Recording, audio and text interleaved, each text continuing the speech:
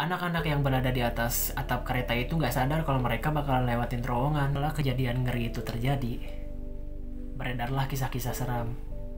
Ada yang melihat hantu tanpa kepala, ada yang melihat sekumpulan remaja yang ada di situ. Ternyata kepala si anak yang diangkat itu. Yo teman-teman semua, gimana kabar kalian? Semoga baik-baik aja.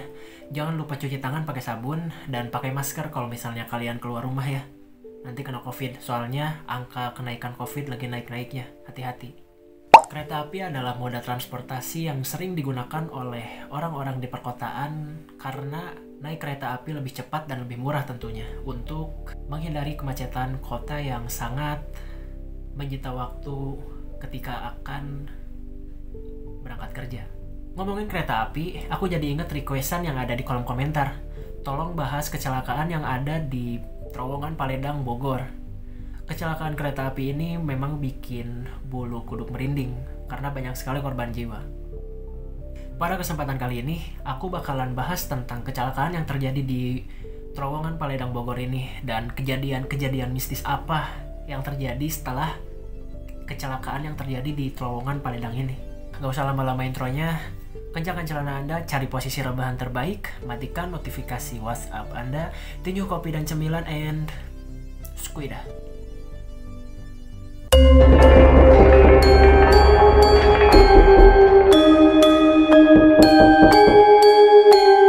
Kejadian ini terjadi pada tahun 2000-an, yaitu di daerah Paledang, Bogor, tepatnya di bawah perlintasan jalan Paledang.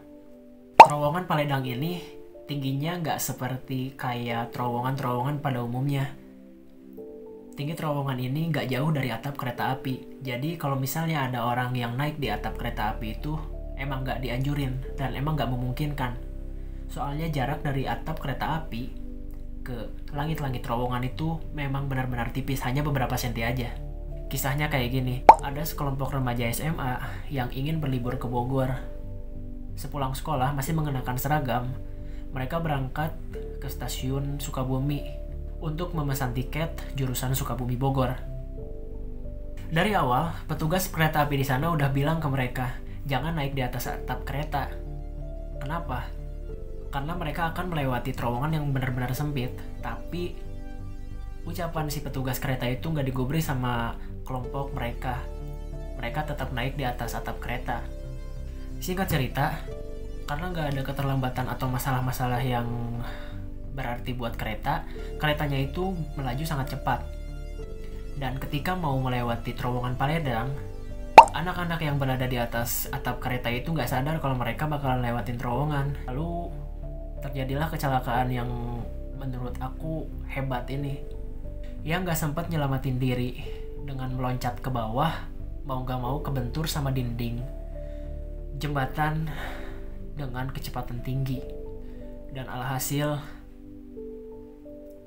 sekian banyak yang terbentur sama dinding jembatan itu meninggal di tempat.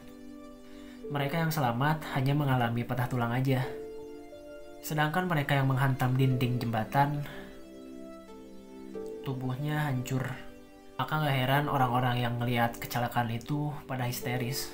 Soalnya bagian-bagian tubuh mereka benar-benar tercerai-berai gara-gara nabrak dinding jembatan dengan kecepatan yang sangat tinggi. Bahkan diceritakan ada anak yang dihampiri oleh bapak-bapak yang hendak menolong mereka. Si anak itu ditanya sama bapak-bapaknya, "Dek, kamu gak apa-apa?"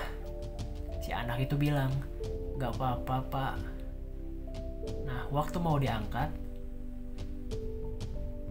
ternyata kepala si anak yang diangkat itu udah hancur sebelah. Tapi dia bilang gak apa-apa, saking dia gak sadar kalau dia itu ngalamin kecelakaan yang hebat. Beberapa hari sebelum kejadian tersebut, masyarakat yang ada di sekitar situ udah dibeli firasat nih sama keadaan-keadaan yang ada di terowongan. Firasatnya adalah bau anyir darah, dan mungkin kejadianlah kecelakaan besar itu yang menelan hampir 15 orang remaja SMA. Setelah kejadian tersebut, gak heran kalau misalnya terowongan Paledang ini menjadi sangat-sangat angker karena kejadian tersebut. Banyak warga sekitar yang bilang kalau misalnya malam hari ada sekumpulan pemuda yang duduk-duduk di bawah. Dan ketika dilihat lagi, pemuda-pemuda itu sudah hilang. Apakah mereka adalah korban dari kecelakaan tersebut? Atau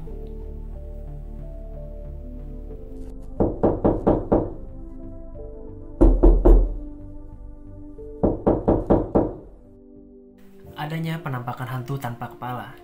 Setelah kejadian ngeri yang terjadi pada saat itu, beredarlah kisah-kisah seram. Ada yang melihat hantu tanpa kepala, ada yang melihat sekumpulan remaja yang ada di situ. Tapi yang sangat terkenal adalah hantu tanpa kepala ini.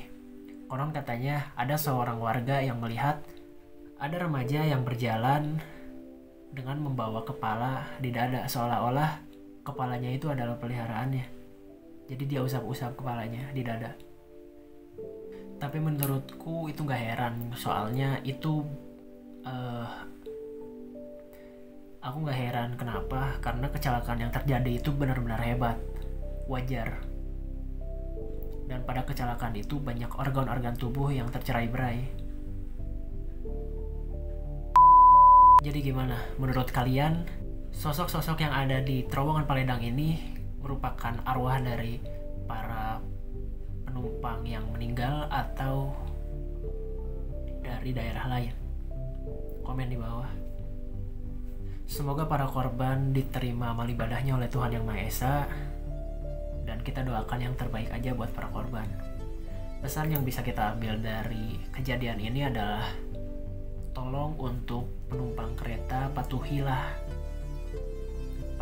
peraturan yang sudah diberikan oleh pihak perkeretaapian. Kenapa? Karena pihak perkeretaapian itu sudah mewanti-wanti demi keselamatan kita sendiri. Jadi tolonglah jangan ngeyel. Itu juga buat keselamatan kalian, bukan untuk pihak perkeretaapian. Jangan lupa like, komen, subscribe, dan share ke teman-teman kalian kalau misalnya video kali ini memberikan informasi yang menarik.